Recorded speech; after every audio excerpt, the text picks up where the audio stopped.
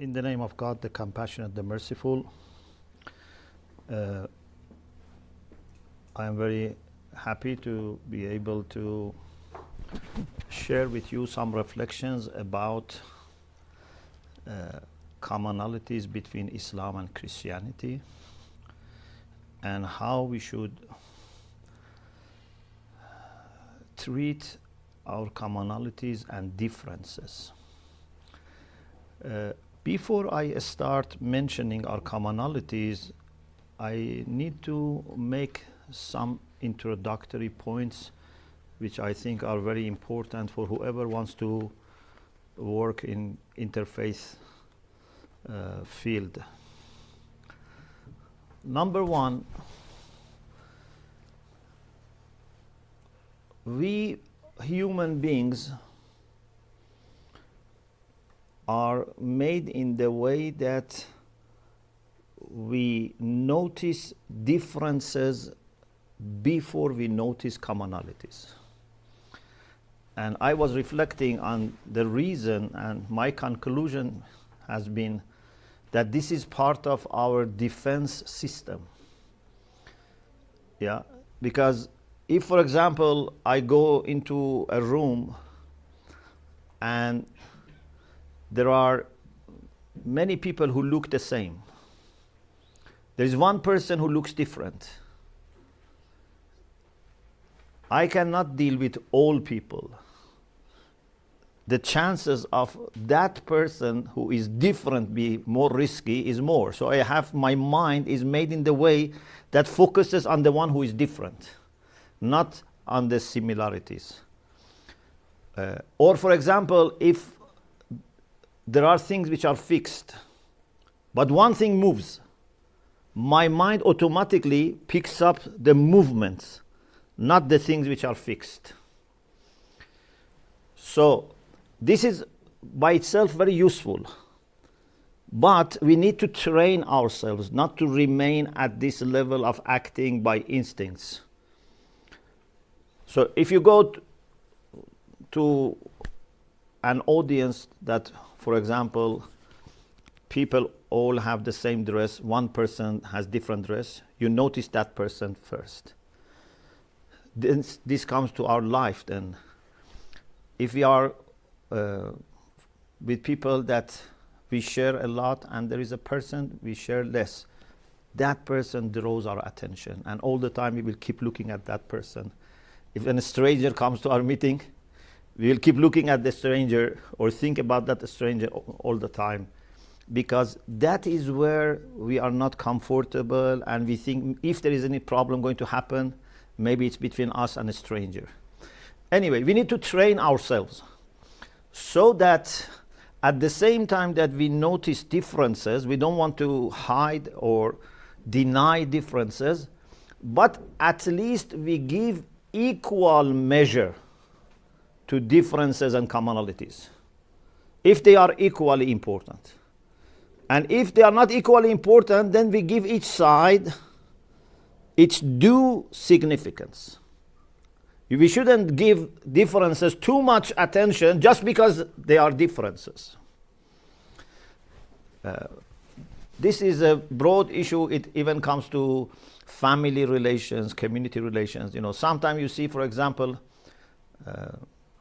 husband and wife who have been living together for many years, then 2-3 problems emerge, and then they think they cannot live together. All these years they have lived together. They have hundreds of things that, you know, they think the same way, but sometimes 2-3 problems are enough, or sometimes even one problem is enough that captures their attention, and they say we cannot live together. You have lived all these years together.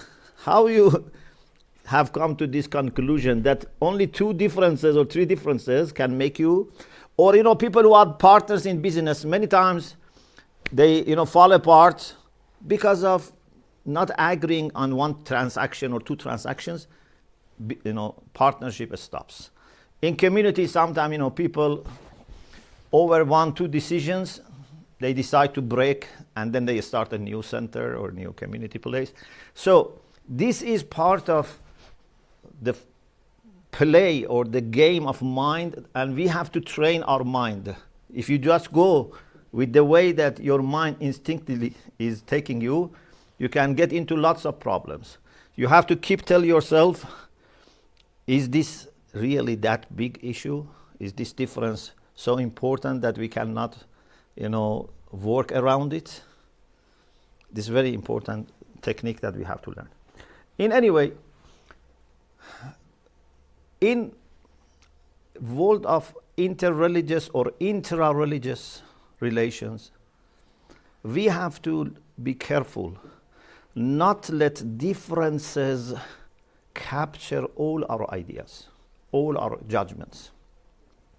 Sometimes you see people with the wrong mindset even have fighting with people of the same faith if they belong to another denomination.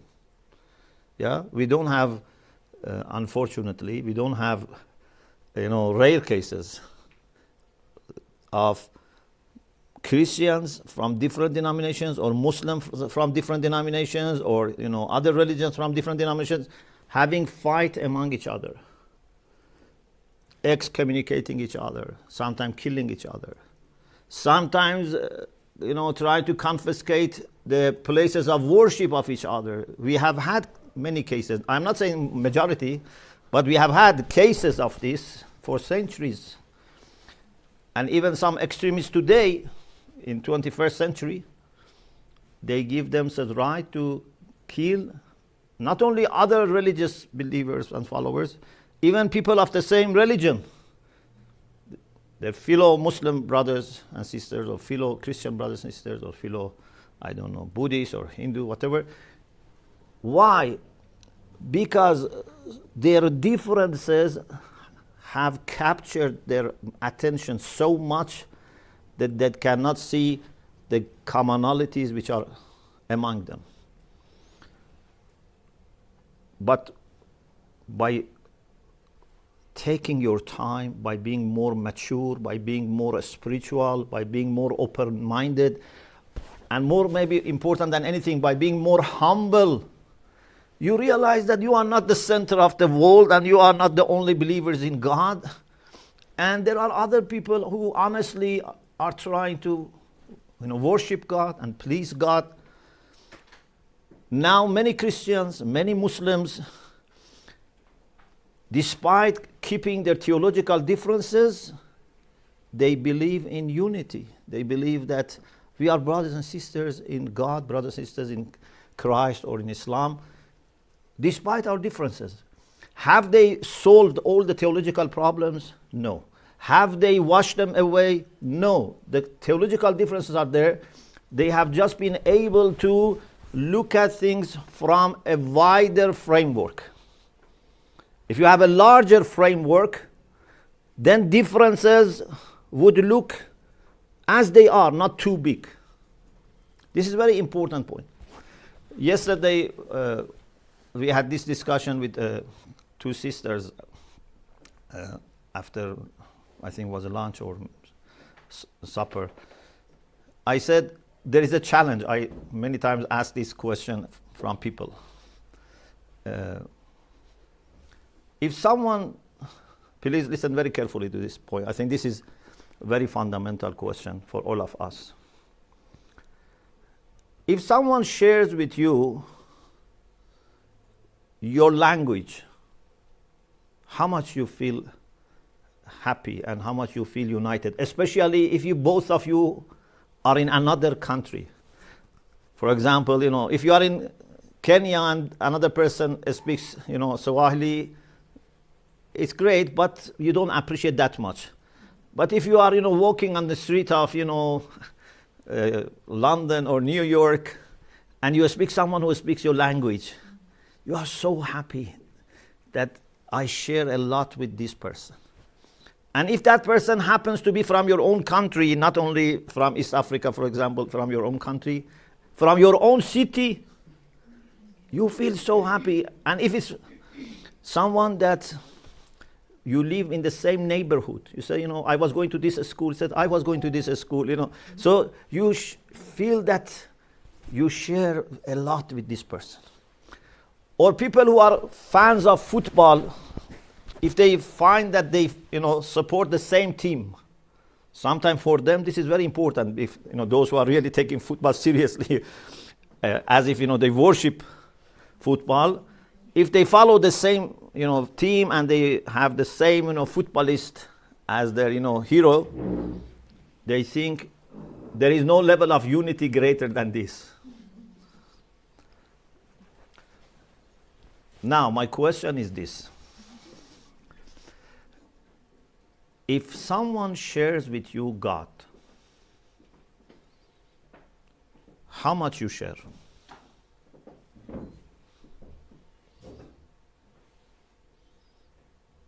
This is a big question and test for all of us. After years of being in religious life, now if we really think, if someone shares with me the same God, as mother of Christian said, that the people who are worshiping the same God. So our God is the same God, God of Abraham, the personal God. If someone shares with me same God, how much we share? Can you give me percentage? 99.6.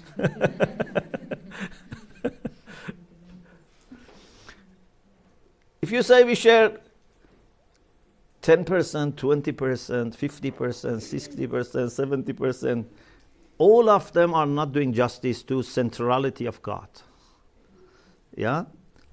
If someone shares with me the same God, if the same love and devotion to God is there, as Father William said, we share more than 99%. We can say even 100%. Because for us, God is everything. God is not greater in the sense that, we say Allahu Akbar, we don't mean there are other things which are great and God is greater. In Islamic interpretation, when we say Allahu Akbar, it means Allahu Akbaru min an Yusuf, means God greater than being described. Means He's greater than any description. This is the meaning. Otherwise, we don't say God is greater than human being, God is greater than nature, God is greater than angels.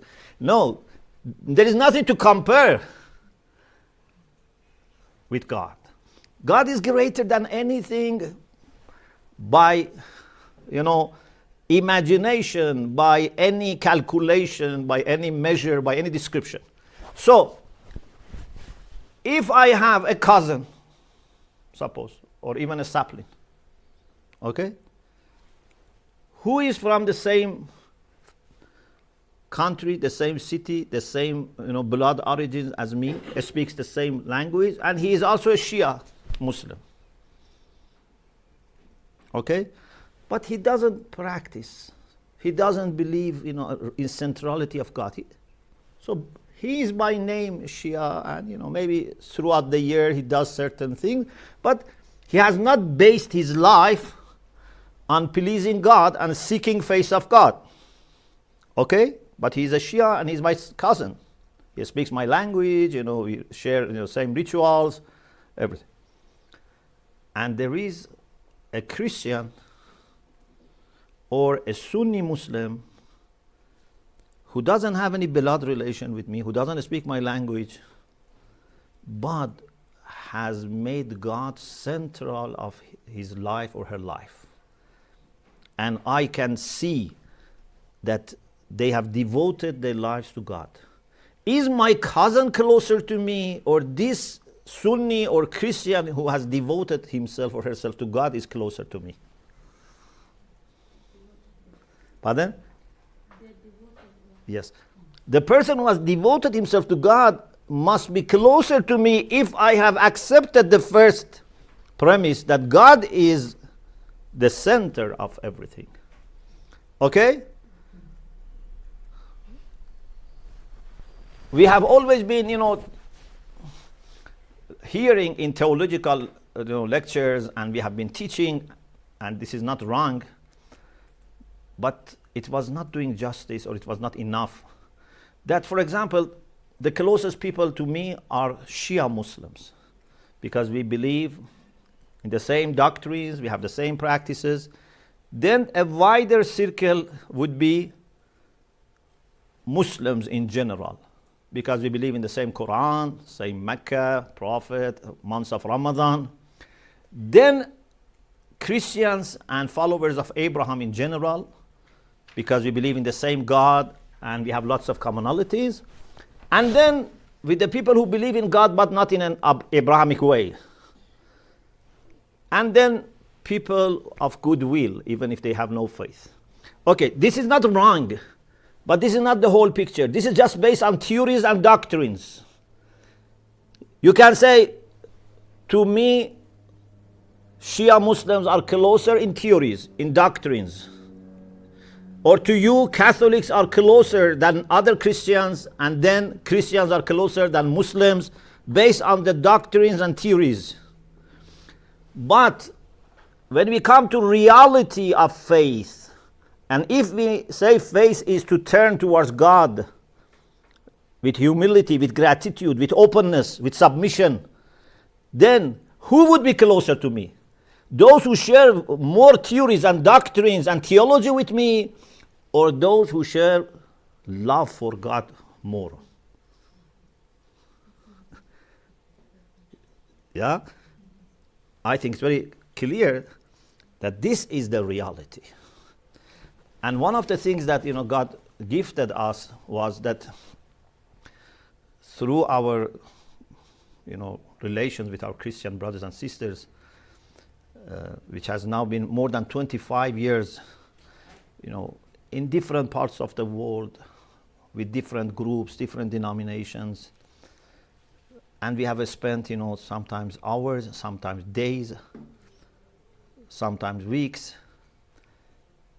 We have really witnessed, and I can, say this testimony in front of God. I have seen Christians who are really devoted to God. Yeah? I can see and I can bear witness. If anyone wants to say Christians cannot believe in God, or they are not honest, I cannot accept. Not only my theology doesn't accept, but I have experienced, I have seen love in them. I have seen genuine love for God in them. And many times I feel embarrassed in front of them. I said, I have not done enough for God that they have done. The same with some Sunni Muslims. I know some Sunni Muslims are much better than me in loving God and loving the Prophet. It doesn't mean my theology is not good. I have not been as an individual able to live up to my standards. And I am able, at least I thank God that my eyes are not blind. I can see there are Sunni Muslims who are much more loving God and much more pious than many of my fellow Shia brothers and sisters. Of course, I can see many Shia brothers and sisters who are great, but I can see other great people in other traditions. I can see people are connected to God in different ways. I am not in favor of pluralism in the sense that I say, okay, you can choose. No, these are theological discussions. For every little proposition, we need to discuss. But it doesn't stop me seeing beauty everywhere. It doesn't stop me seeing work of God in other traditions. So, my experience has supported my theology. If my experience and theology were in conflict, then it means that my theology was not good. My theology was not developed well. If there is any theology who cannot explain real faith in other communities, that theology is not competent. Because the reality is that God is loved and worshipped and praised and glorified by different people. In all languages, in all cultures, in all traditions. I'm not saying they are doing this the same or equally, but I'm saying that, again, thanks to God Himself, God is present in the lives of many, many people. And we should be happy I should not have difficulty in seeing good things in other faith communities. Sometimes I say, as a believer, we need to be grateful to God. Okay. What are you going to thank God for? Do you thank God for flowers in your garden only, or you thank God for all flowers in everyone's garden?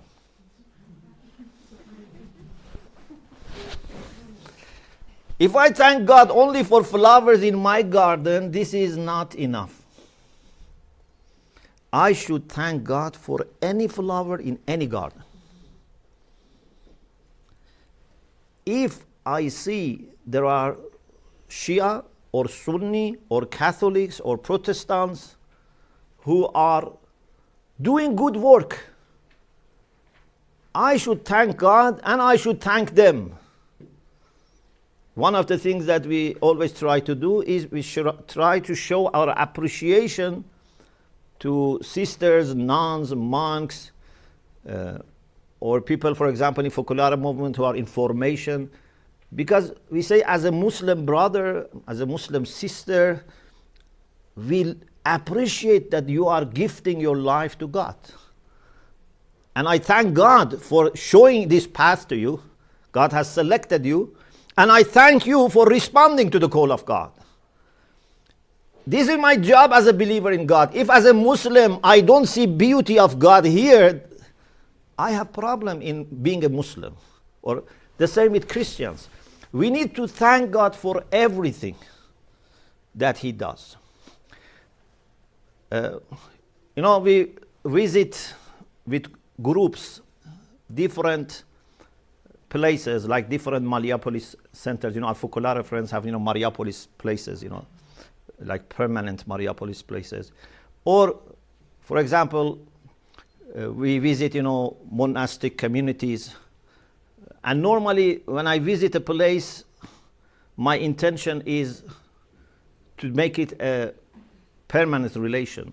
So I try not to, visit just once. So when we came, for example, to Subiaco for Catholic Shia Dialogue, and we were hosted here in 2017, then Subiaco went to my heart. So every time I was coming, even for other things, I said I should visit Subiaco. Or our brothers were coming, I said, please go and visit Subiaco. Because that is now in our heart. So someone asked me, why you visit all these places? For example, even sometimes they belong to the same community. For example, we go to Mariapolis, in Lopiano in Italy. We go to Switzerland. Here, now we are going to Mariapolis to Brazil, Mariapolis in Argentina. Someone said, why you visit and what differences you find? I said, if you love an artist and you have a piece of that artist in your home, you always look at it and admire that artist, refreshes you, yeah? But if you know this artist has other pieces in other places, do you want to visit or say one piece is enough?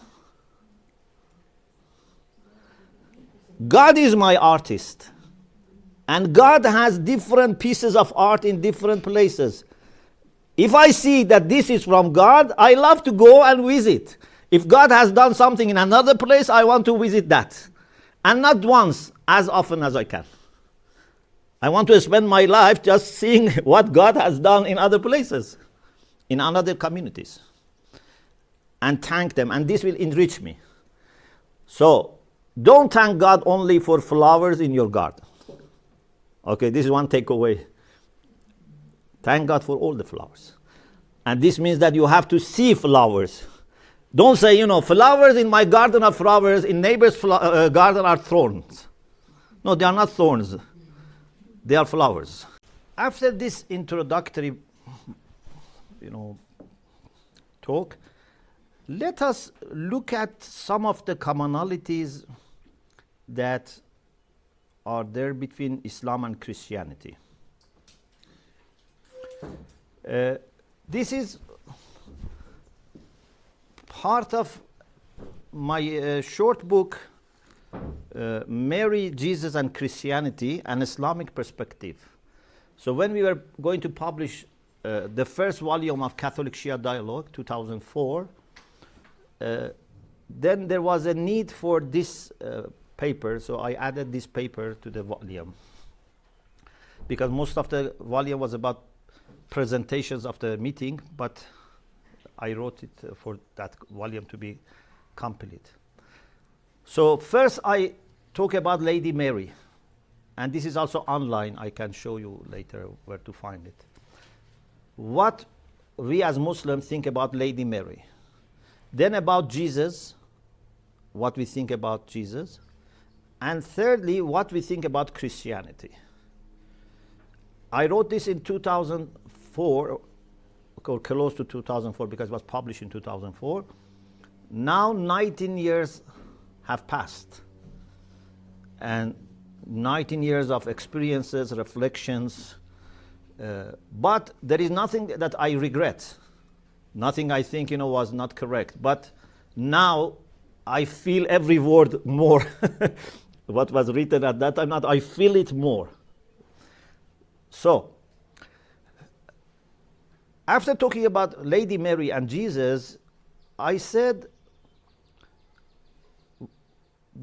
the reason I am very interested in Muslim-Christian dialogue is because I see lots of commonalities.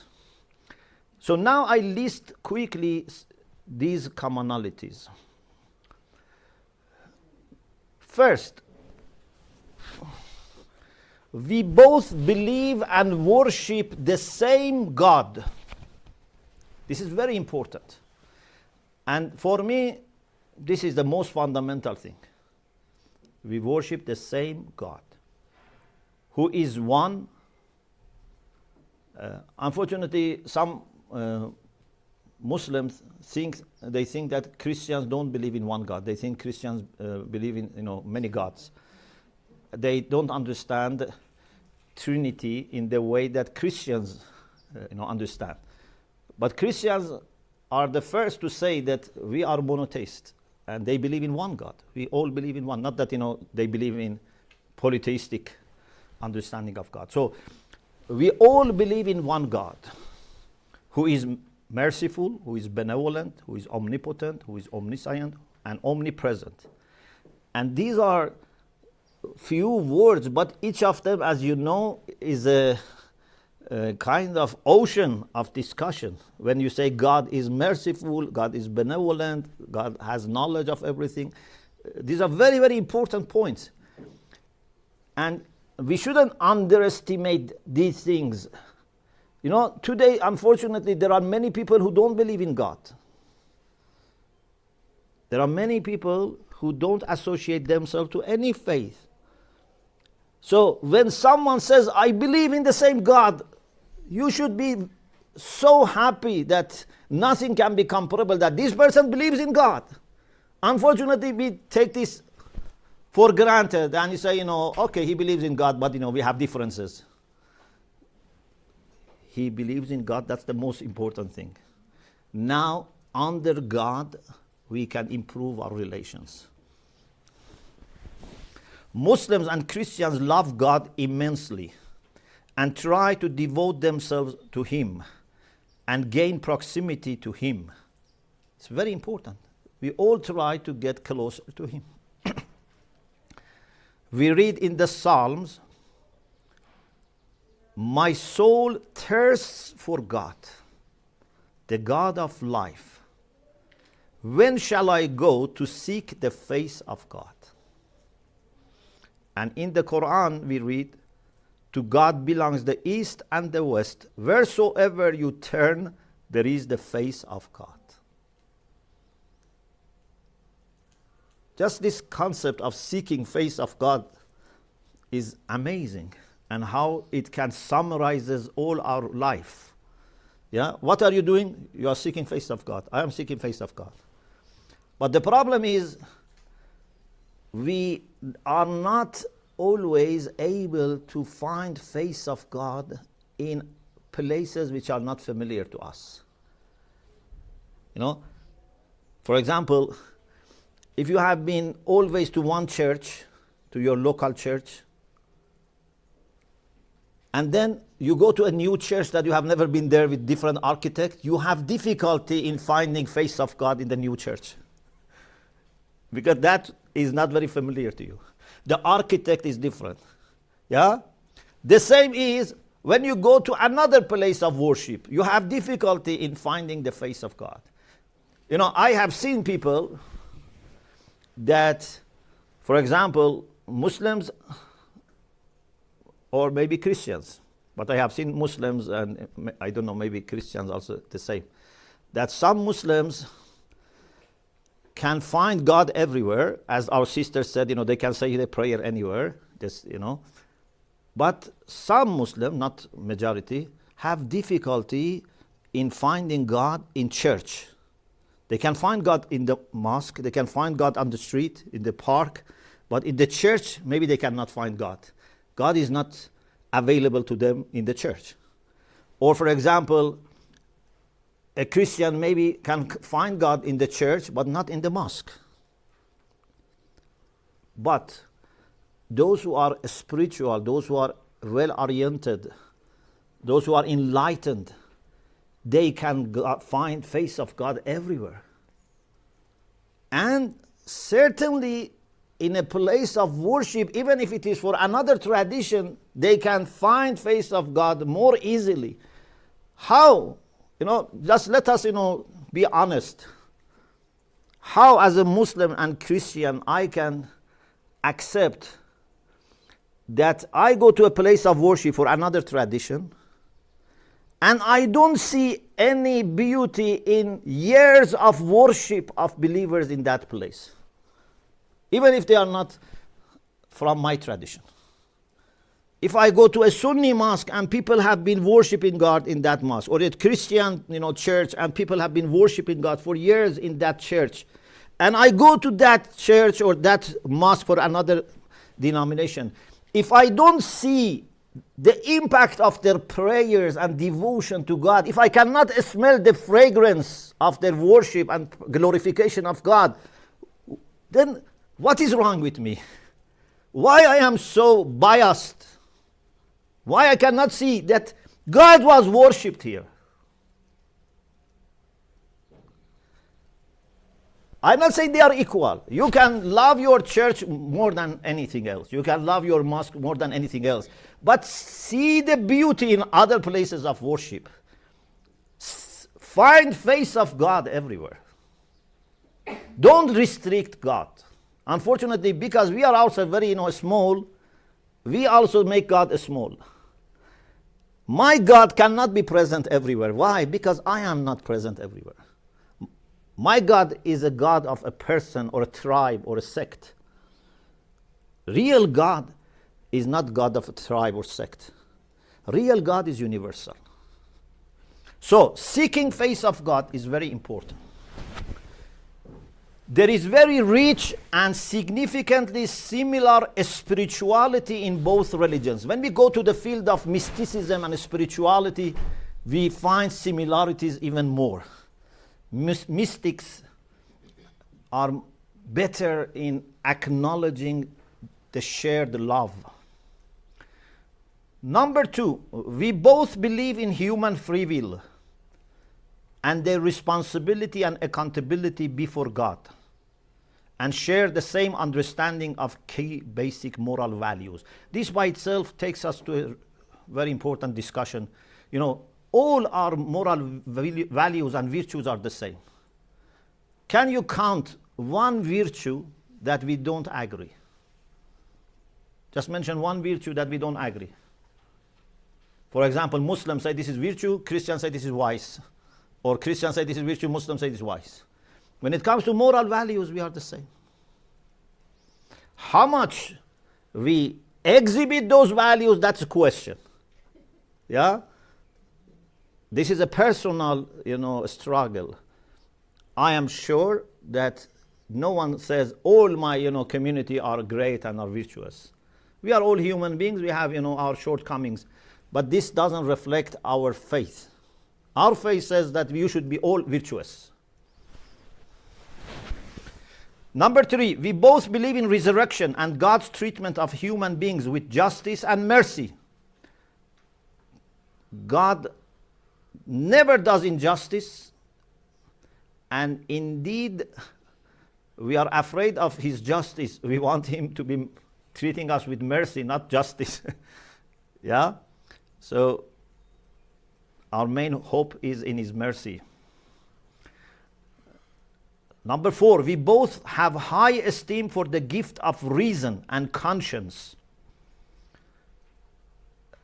Our second round of Catholic Shia dialogue in 2005 was on reason and faith in theory and practice. With some Christian traditions and some Muslim traditions, this is even more clear. For example, the Shia and the Catholic, they have great recognition for reason, for intellect. At the same time, we recognize that we need also revelation to help us. Our reason is not enough. We need both reason and revelation. Number 5, we both believe that all human beings come from the same father and mother. Just having same God is enough to feel united. But on top of that, we also have been given the same father and mother.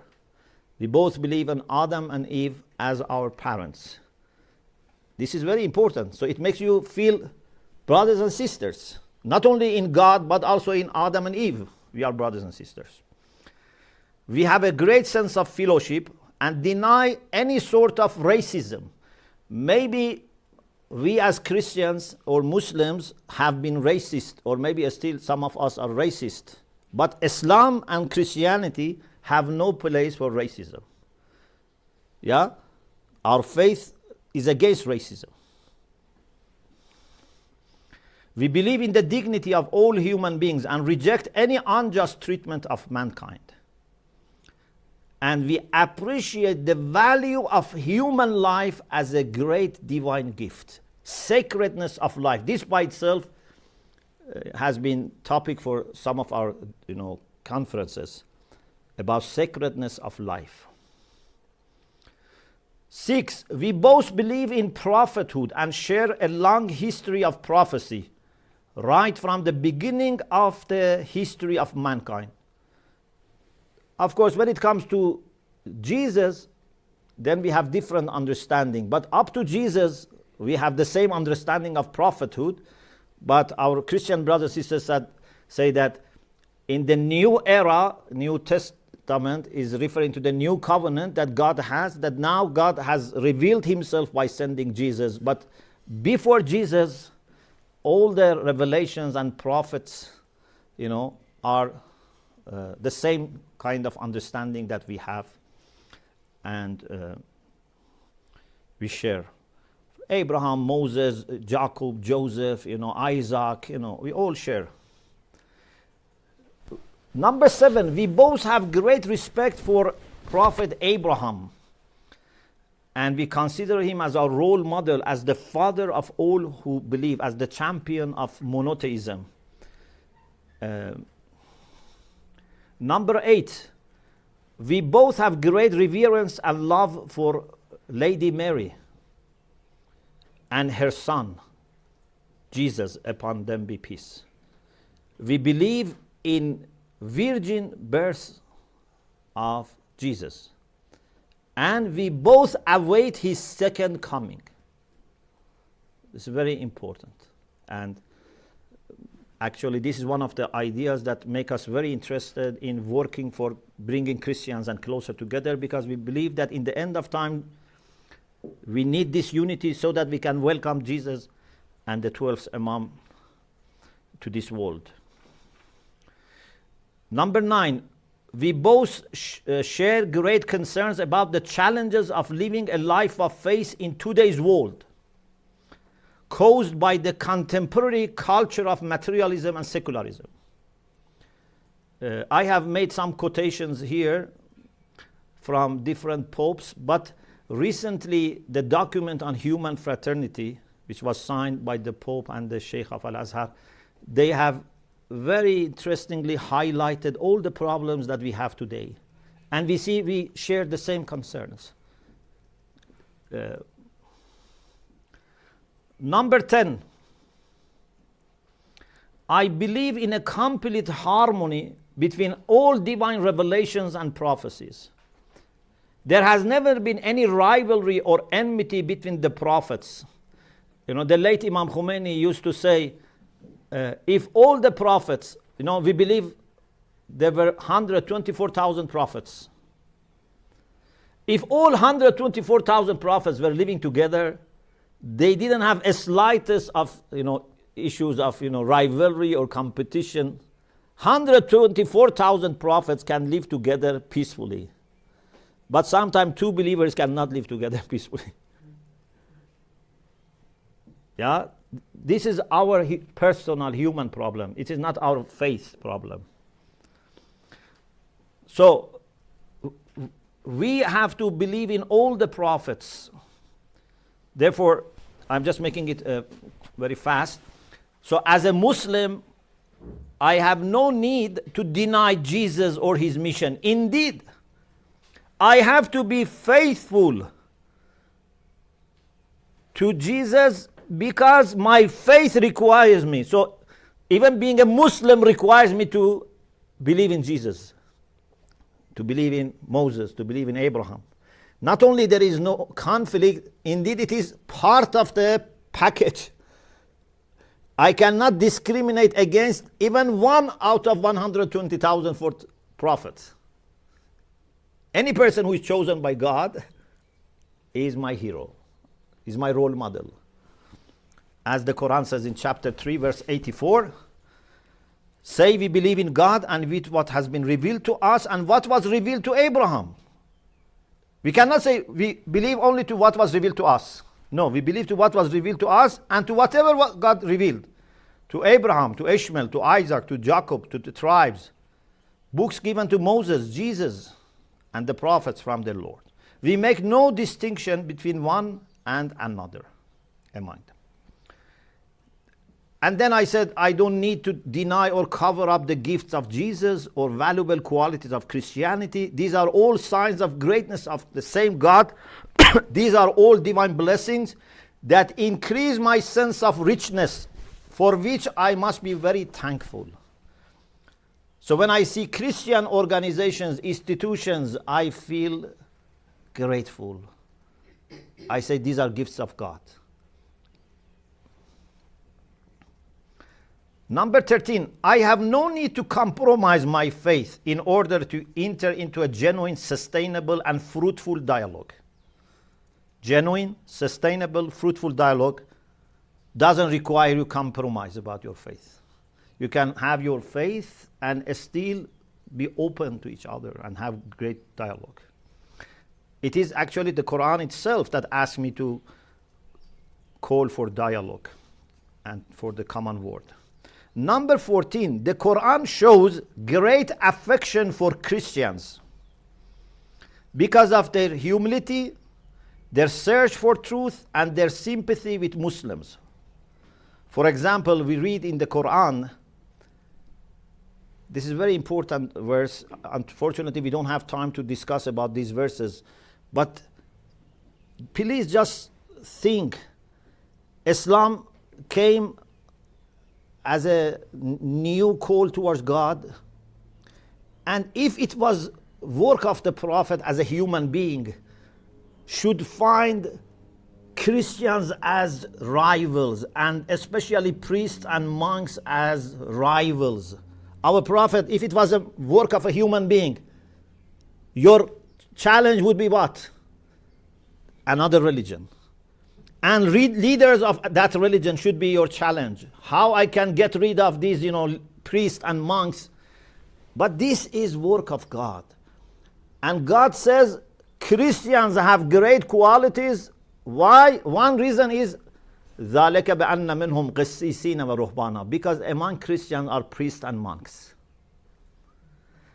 So the Quran acknowledges the great work of priests and monks in making Christians better. If it was a human, initiative, not God's initiative, should say, these are my competitors. I should, bring them down. You will find the nearest among men in love to the believers to be those who say we are Christians, because there are among them priests and monks, and because they are not arrogant. Number 15, through my close and intimate relationships with many Christians, and this is 2003, 2004, now it is confirmed even more, I have come to the conclusion that the Quranic description and praise of the Christians at the time of Prophet Muhammad can be witnessed in Christendom today. Those sincere Christians, those humble Christians are not, missing. They have not perished. Thanks to God, they are still available. Not every Christian. Not every Muslim is great. Not every Christian is great. But there are good Christians. There are, great Christians. I should be able to acknowledge. There are sincere, truth-seeking, humble, and sympathetic Christians who have devoted their lives to God. And I see no reason why I should not take these people as a real representative of Christianity. Whenever you meet someone good from another tradition, you can say this person is good because he follows that tradition. You can say this person is exception. If you are not good with Muslims, if you see a good Muslim, you say this is exception. Yeah. But if I see good Christian, I say this is not exception. This is what's supposed to be. Because this is what God, has introduced Christianity. If there is bad Christian, that is exception. I don't look at quantity or statistics. Yeah, I say good ones are the real ones. Good Sunnis are real Sunnis. If there are bad Sunnis, they are not Sunni. They are exceptions. Because human beings can hide their weaknesses behind their faith. Yeah, we can have bad Shia, we can have bad Catholics, bad Sunnis. These are all there. But the real ones are virtuous ones. Because no faith tells you to cheat. Is there any faith who says to cheat? So if you see a Muslim is cheating or Christian cheating, they are not representing their faith. Good ones represent their faith. And then I said, finally, it helps me to see that my Christian friends also echo my appreciation and my respect and love for them. Please remember this point. In interfaith dialogue, in the work you do for unity, don't expect reward from people. Don't expect return. I am good with fellow Muslim or Christian citizens, but they are not open. For example, I invited this imam or this priest, and they don't show for example, interest, etc. Don't lose your hope, because you are not doing this to gain their respect or gain attention. You do it for the sake of God.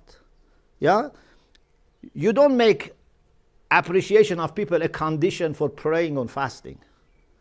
In the same way that you pray and fast, you have to work for unity. Okay? For the sake of God. People normally appreciate. But maybe there are some people that they don't appreciate. Maybe they need time. Do your work for the sake of God.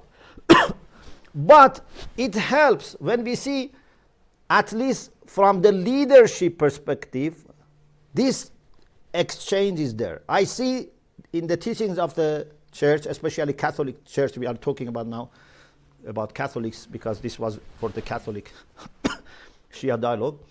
We see in the official teachings of Catholic Church, especially from Second Vatican Council onwards, from sayings of the popes, we see that they reciprocate this respect and love that I have for Christianity. They reciprocate towards Islam. Even if they didn't reciprocate, still I should have continued. But it makes it much easier that there is reciprocation.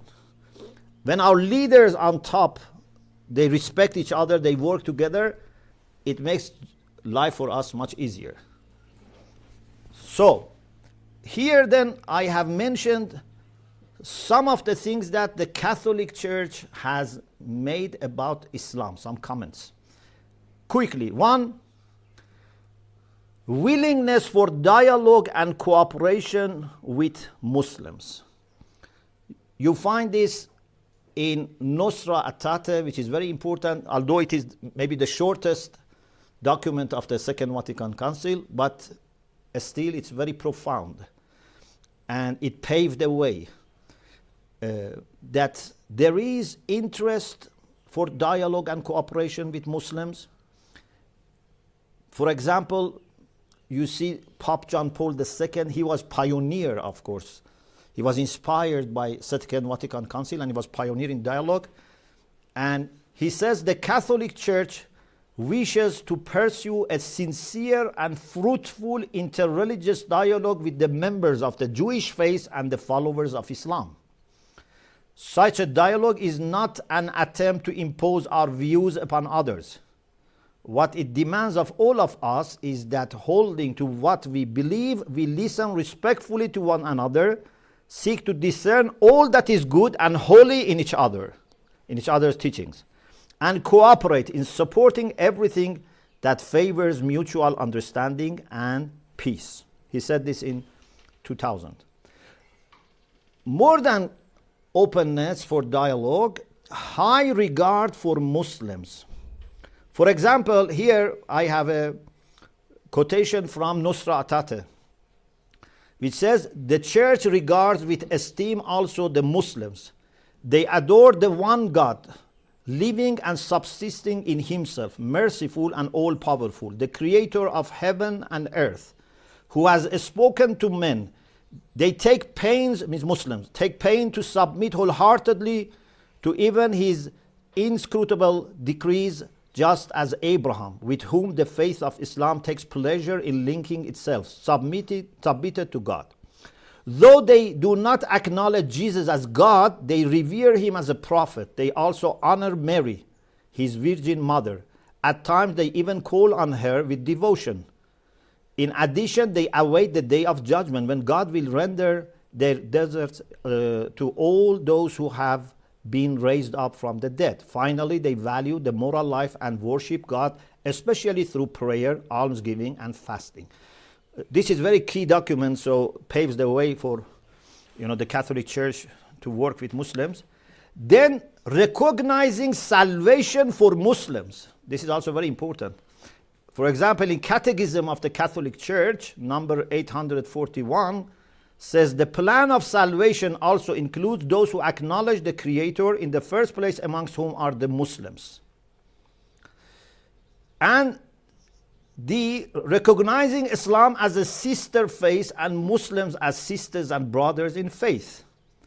For example, Pope John Paul II addressed the Catholic community in Ankara in 1979, and he said, they have like you the faith of Abraham in the one almighty and merciful God. Or he said, your God and ours is the same, and we are brothers and sisters in the faith of Abraham. And respect for Prophet Muhammad. For example, I quoted from the president of the Spanish Bishops' Conference, Cardinal Tarancon, in 1977. He said, how is it possible to appreciate Islam and Muslims without showing appreciation for the Prophet of Islam and the values he promoted? Not to do this would not only be a lack of respect to which the Vatican Council exhorts Christians, but also neglect of a religious factor of which account must be taken in theological reflection and religious awareness. So I say to my Muslim brothers and sisters, and I think you Christian brothers and sisters also think the same, we have all the things that we need, all the support from our scriptures, from our leaders, from our documents, and from our personal experiences, to look at each other as brothers and sisters in real sense. We are not trying to be diplomatic in our speech. We try to be as honest as possible. Of course, it's good to be diplomatic if it's honest, but I'm saying we are not hiding anything. we are very honest. We are brothers and sisters in the same God, and we need to work together, to praise God together, to pray to God together, and to bring light of God to ourselves and to others as much as we can. This is the summary of what I think we need to do and what we have all the reasons to do, and God, I think, would expect us to do these things together. Thank you very much for your attention. Alhamdulillah Rabbil Alamin. Thank you. Thank you.